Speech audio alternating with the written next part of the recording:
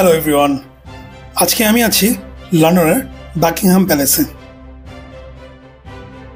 আজকে আমি এই বাকিংহাম প্যালেস ঘুরব এবং এখানকার সবথেকে যে বড় একটি টুরিস্ট অ্যাট্রাকশন সেটা হচ্ছে বাকিংহাম প্যালেসের রয়্যাল গার্ডের চেঞ্জ মোমেন্ট।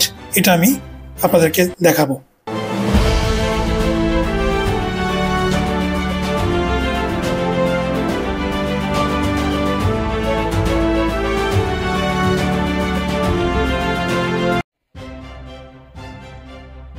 এই বাকিংহাম প্যালেস লন্ডনের একটি অন্যতম টুরিস্ট অ্যাট্রাকশন। এর কারণ হচ্ছে এটি হলো লন্ডনের রয়্যাল রেসিডেন্স এবং ইউকের যে মোনার্ক তার অ্যাডমিনিস্ট্রেটিভ হেডকোয়ার্টার। এই বাকিংহাম প্যালেসের নির্মাণ কাজ শুরু হয় 1703 সালে।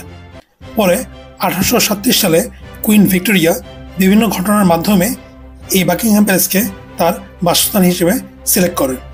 এর পরবর্তীতে এই বাকিংহাম প্যালেস হয়ে যায় ইউকের মোনার্কের অ্যাডমিনিস্ট্রেটিভ হেডকোয়ার্টার। এই বাকিংহাম প্যালেসের অন্যতম একটি টুরিস্ট অ্যাট্রাকশন হচ্ছে এর একটি বারান্দা, যেখানে ব্রিটিশ রয়্যাল ফ্যামিলি তাদের বিভিন্ন রয়্যাল অকেশনে এই বারান্দায় এসে সবাইকে হাত নেড়ে শুভেচ্ছা জানায়। এখন বাজে সকাল 10:30। আমি আছি বাকিংহাম প্যালেসের সামনে, সাথে আছে আমার ট্যুর গাইড মার্ক। সকাল 11টার সময় ব্রিটিশ রয়্যাল গার্ড চেঞ্জ হয়, তাই আমি এখন যাচ্ছি সেন্ট জেমস প্যালেসের সামনে, কারণ ওখান থেকেই এই রয়্যাল গার্ড চেঞ্জের প্রসেসটা শুরু হয়।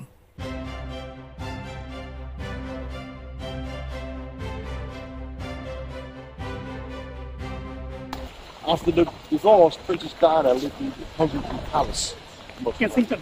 Kensington Palace. Oh, I see. So that's why there is a park on her name. I went there. Kensington Gardens. Mm-hmm. And there is the Diana Memorial Walk through Hyde Park, Kensington Gardens. And then Hyde Park is the Diana Memorial Fountain as well. See. চলে এসেছি Saint James প্যালেসে। এটাও British royal residence, but এটা মূলত একটি senior royal residence. এখানে British king খুব একটা থাকে না, তবে ব্রিটিশ অন্যান্য রয়্যাল ফ্যামিলির লোকজন এখানে থাকে। আর মূলত এখান থেকেই রয়্যাল গার্ড চেঞ্জের প্রসেসটা শুরু হয়।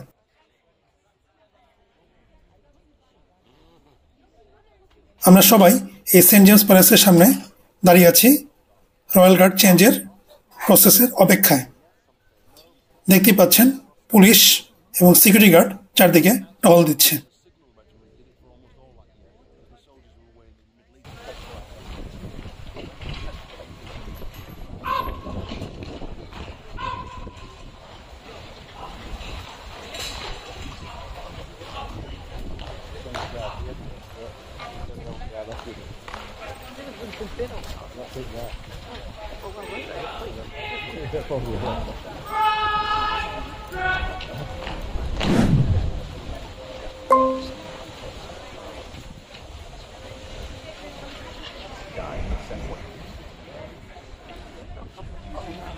দেখতে পাচ্ছেন এক group British royal guard already চলে এসেছে, আর একজন চারপাশে পাহারা দিচ্ছে। এটাই তাদের প্রোটোকল।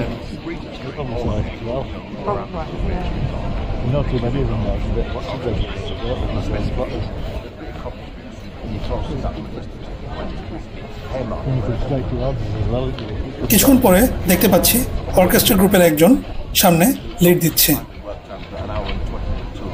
হাজার হাজার বছর ধরে এই ব্রিটিশ রয়্যাল গার্ডের ঐতিহ্য এভাবেই তারা ধরে রাখছে।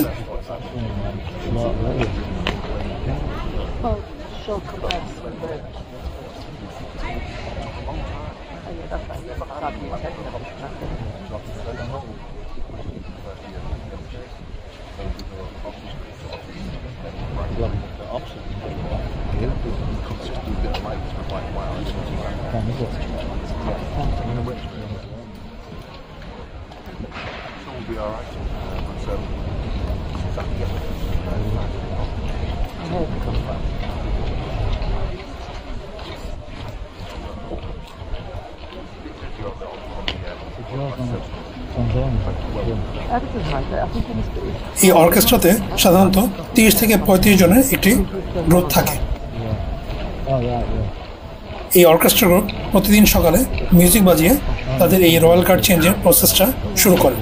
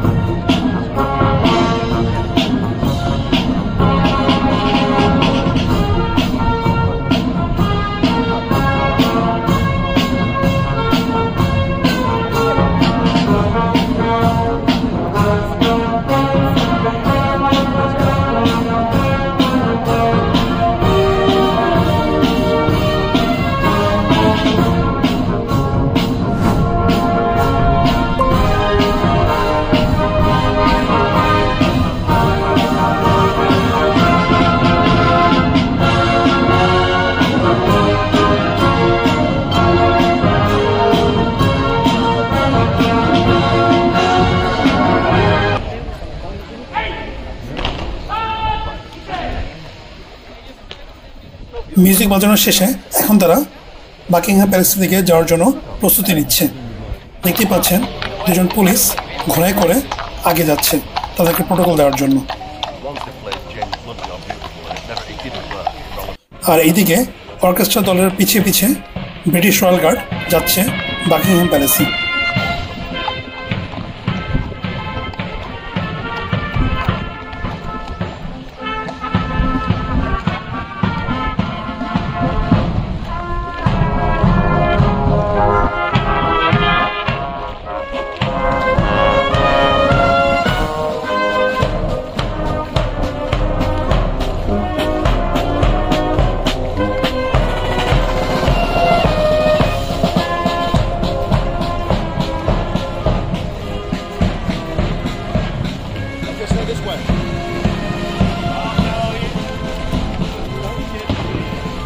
ভাবা যায় 1000 বছর ধরে প্রতিদিন সকালে এভাবেই গার্ড চেঞ্জ হচ্ছে।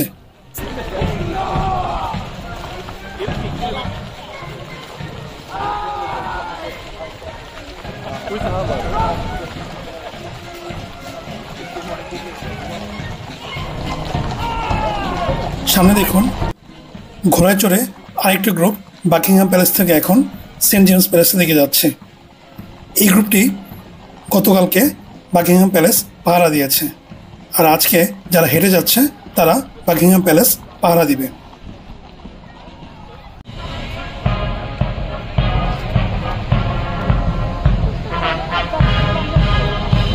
আমি এখন আছি দি রয়্যাল গার্ডস মিউজিয়ামে।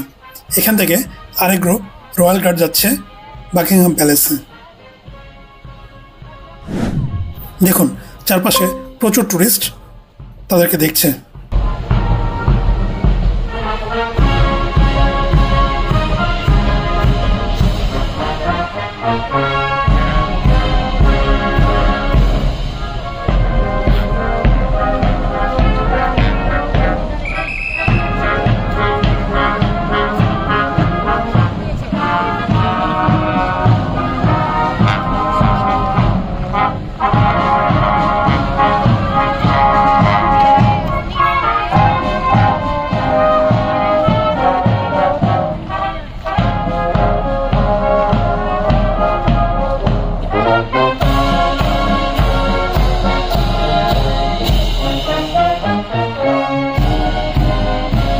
পিছনে এই গ্রুপটা হচ্ছে রয়্যাল গার্ডস।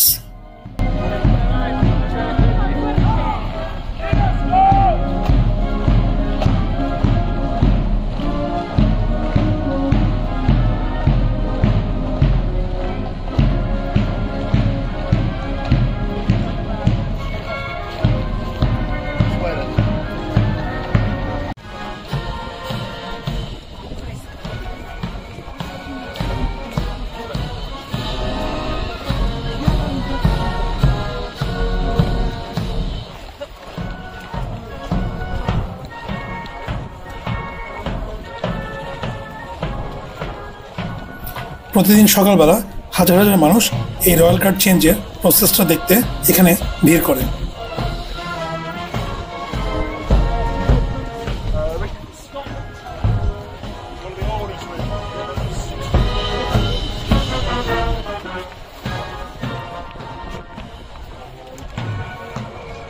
দেখুন চারপাশে কত মানুষ এই রয়্যাল গার্ড চেঞ্জের মোমেন্টটা উপভোগ করছে।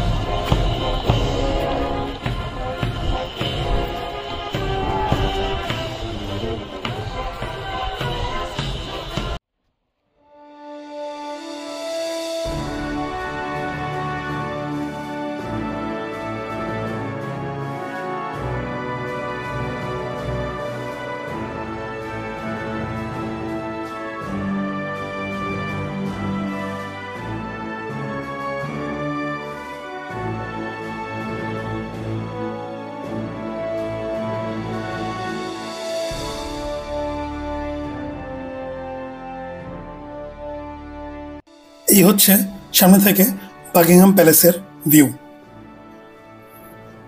সামনে কুইন ভিক্টোরিয়ার একটি স্ট্যাচু আছে, আর উপরের স্ট্যাচুটা সোনার তৈরি কিনা তা বলতে পারছি না, তবে দেখতে সোনালি কালারের মনে হচ্ছে।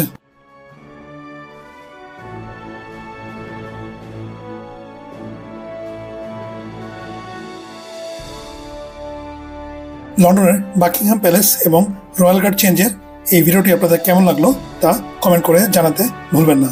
ভিডিওটি ভালো লাগলে লাইক দিন, ফ্রেন্ডস এবং ফ্যামিলির মাঝে শেয়ার করুন এবং সাবস্ক্রাইব করবেন। দেখা হবে পরের ব্লগে।